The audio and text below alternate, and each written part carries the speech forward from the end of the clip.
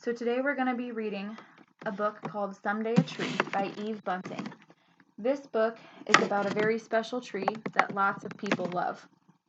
And then something unexpected happens to this tree. So let's start reading and we'll find out what that is. So Someday a Tree by Eve Bunting, illustrated by Ronald Himmler.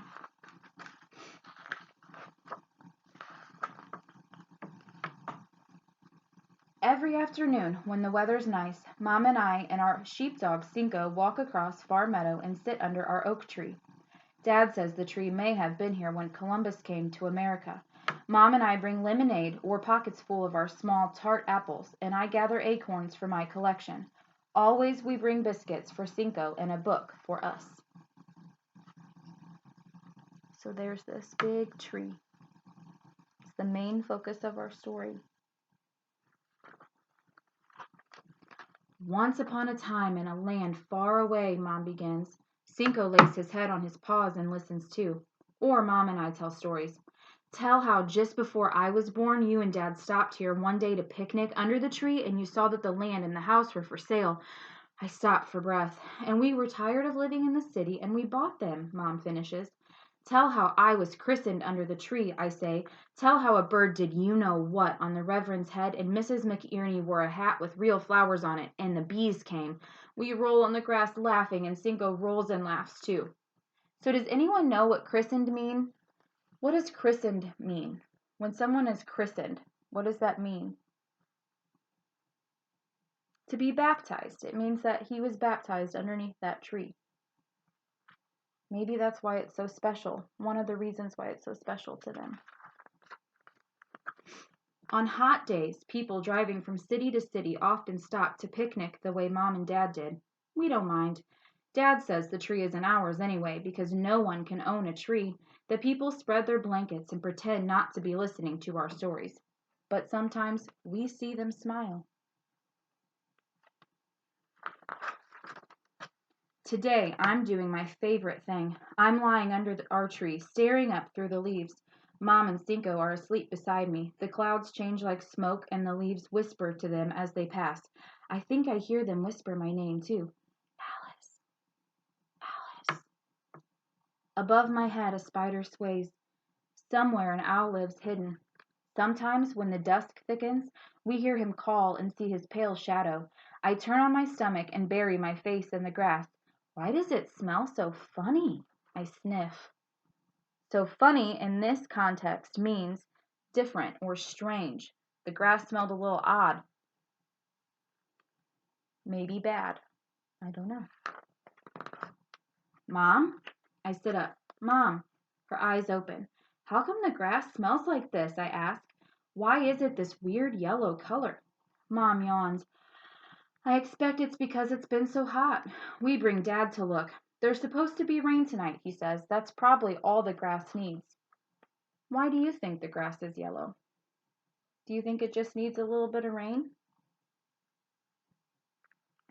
Guess we'll have to see, huh? But the rain doesn't help. Every day that yellow stain spreads, the grass around the tree is withering. Withering is just another word for shrinking. It's what happens to a flower or some kind of plant when it gets too hot or doesn't get enough water. So it starts to shrink. We peer up into the leaves. They are dry and dull and drift down on our upturned faces. It's only spring, but the leaves are falling. Mom puts her hand on the trunk as though checking for a fever. Dad kicks at the stiff grass. It's as if something were spilled here, he says. I think we need to call the tree doctor. When the tree doctor comes, she crumples one of the fallen leaves and scoops a sample of dirt from around the trunk. Is the tree very sick? I whisper. She touches my cheek. I need to run some tests before I will know for sure. Keep thinking good thoughts, honey. 4 days later, we find out that our tree has been poisoned. But who would do a thing like that, Mom cries. Dad's face is grim. Maybe someone dumped chemicals they weren't supposed to dump. Maybe it was quicker and easier to unload their stuff here by the road. I don't understand about chemicals, but I know this is bad. So what does it mean to be grim? Can you maybe show me what that might look like? Yeah, you look maybe a little scared or maybe sad, worried. Yeah, grim. The word about our tree gets around. There's even a picture of it in the newspaper. When Mom and Dad and I start to dig the poison dirt from around the trunk, the McIerneys from down the road come to help. They've brought spades and they work with us, packing in the fresh soil. We hadn't even asked. So spades is just another word for a shovel, right here.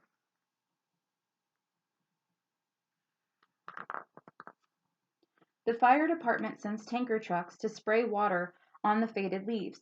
By now the top branches are bare, and Dad and Mr. McIerney and Mr. Rodriguez climb up and wrap them in sacking to save them from the sun. Mrs. Jackson, who works for the telephone company, borrows poles that are as tall as our tree. She and her friends put them up and hang sunscreens between them so our tree is always in the shade. They hope with us. So here are the sunscreens around protecting the tree. So what do you think these sunscreens do? How do they work in comparison to the type of sunscreen that you guys work? Do you think they're kind of the same? Yeah, they protect the tree from the sun just like sunscreen that you guys wear on your skin protect you from the sun. It's the same idea. But the leaves keep falling. Rain has helped to soak the poison in, the tree doctor says.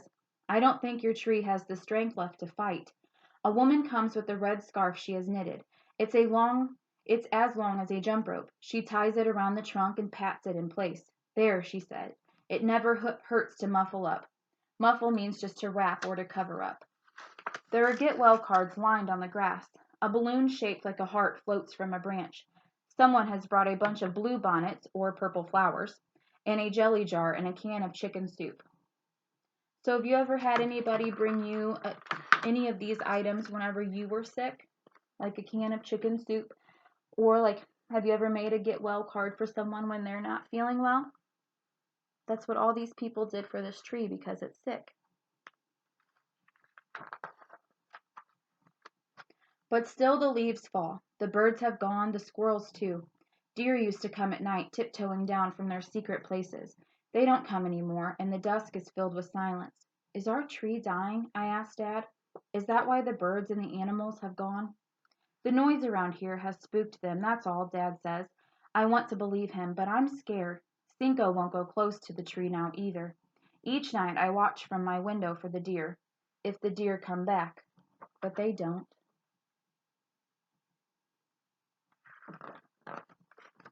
One night I'm so unhappy I go to Mom and Dad's room. Their door is open. They don't see me. My mom is crying. Dad has his arm around her. A tree lives and a tree dies, Mom says, but not like this. Dad strokes her hair.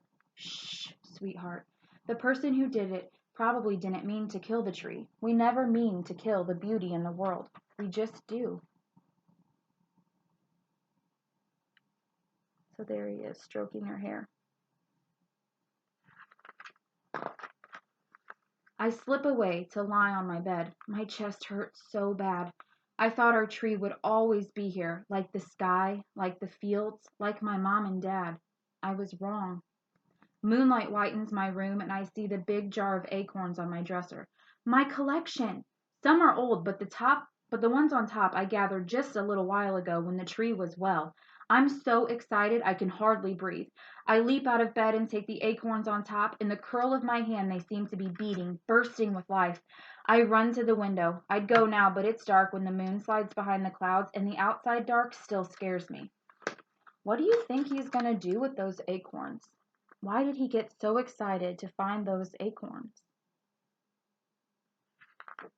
Let's see. I sleep with the acorns in my hand and I'm still clutching them warm and damp in the morning. I race barefoot downstairs. Cinco is on the porch. He lifts a sleepy head, watches while I get Mom's trowel, and paces beside me as I run across Far Meadow. It has rained again in the night. The air smells of it. Wet grass and shreds of Indian paintbrush cling to my pajamas. So does anyone know the difference between a trowel and a shovel?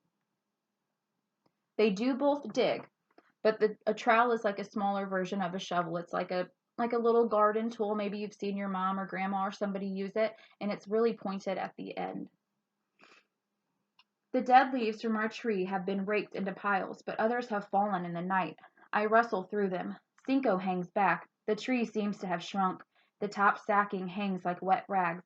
The red scarf, long as a jump rope, is loose. Mrs. Jackson took the borrowed poles back a week ago. The tree has given up. So have we.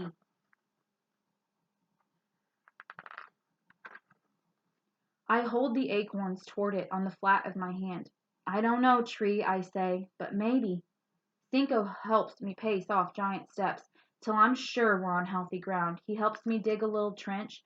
I drop the acorns in, one by one, and cover them up. Don't you go making plans to come back and dig here again, I tell Cinco. If even one of these grows, we'll have a tree. Big as this one. I spread my arms and stand tall, bigger even. Cinco cocks his head. I don't know when, I answer. Someday. I stop at the tree to retie the red scarf and pat it the way the woman did. There you go, I say. So what does it mean when he says that he retied the scarf? You know what tie means, so if you were to add the R-E in front of tie, what does re mean? Yeah, it means to do again. So he retied the scarf. He tied the scarf again around the tree. Because it had shrunk, it got smaller, so it made the scarf become a little loose, so he had to retie it to tighten it. It's strange. There are hardly any leaves left on the tree, but as Cinco and I are running back to the house, I think I hear a rustle behind us. I think I hear a whisper. Alice, Alice. Who knows what happens?